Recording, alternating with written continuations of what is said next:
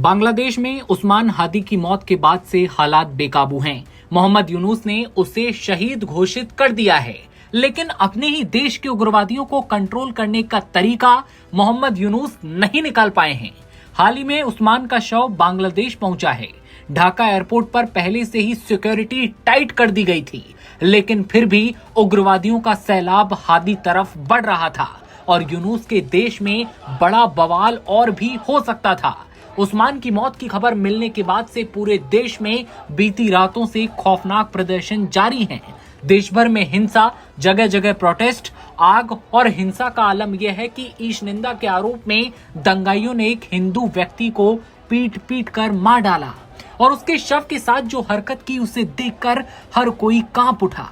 इन सब के बीच हादी का शव सिंगापुर से ढाका एयरपोर्ट बीती शाम को पहुंचा। फिर भारी बवाल की आहट एक बार फिर सुनाई देने लगी। उस्मान हादी के लिए आज जनाजे की नमाज पढ़ी जानी है। हादी के शव को दोपहर में जातीय संसद भवन के साउथ प्लाजा लाया जाएगा, जहां जनाजे की नमाज अदा की जाएगी। इसके लिए एडवाइजरी भी जारी की गई है, जिसमें लोगों से कहा गया है कि कोई भारी सामान लेकर नहीं आएगा। बताया जा रहा है कि इस दौरान तगड़ी सुरक्षा व्यवस्था मेंटेन करते हुए ड्रोन उड़ाने पर प्रतिबंध लगाया गया। इसी बीच ढाका में आंदोलनकारी फिर एक बार हिंसक हो गए और उदीची संस्था के कार्यालय को जला दिया। ये संस्था कट्टरपंथियों के विरोध में काम करती है। हादी को 12 दिसंबर को ढाका में बाइक सवार लोगों ने गोली मारी थी। उन्हें गंभीर हालत में इलाज के लिए बाद में सिंगापुर ले जाया गया, जहां उनकी गुरुवार रात मौत हो गई। हादी की मौत की खबर से बांग्लादेश उबल पड़ा। कई शहरों में विरोध प्रदर्शन, आगजनी और नारेबाजी की तस्वीरें सामने आने लगी। कहा जा रहा है कि हादी की हत्या का मुख्य आरोपी फैसल करीम भाग गया है।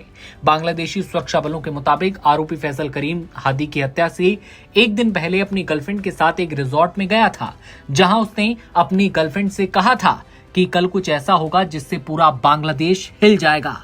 वहीं जांच में सामने आया है कि यह हमला एक संगठित साजिश का नतीजा था। पुलिस के मुताबिक एक पूर्व काउंसलर को इसका मास्टरमाइंड माना जा रहा है और कम से कम 20 लोग फंडिंग, हथियारों का बंदोबस्त करने और हमले से लेकर फरार होने में शामिल थे। अब तक रैपिड एक्शन बटालियन और पुलिस की ज्वाइंट कार्रवाई में 9 लोगों को गिरफ्तार किया गया है।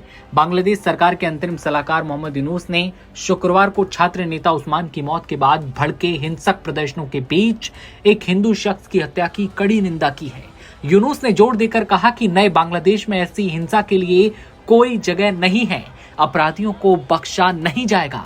लेकिन यूनुस अब तक कोई बड़ी कार्रवाई अपने बांग्लादेश में नहीं कर पाए हैं। आपको क्या लगता है, क्या बांग्लादेश की आग जल्द ही शांत हो पाएगी?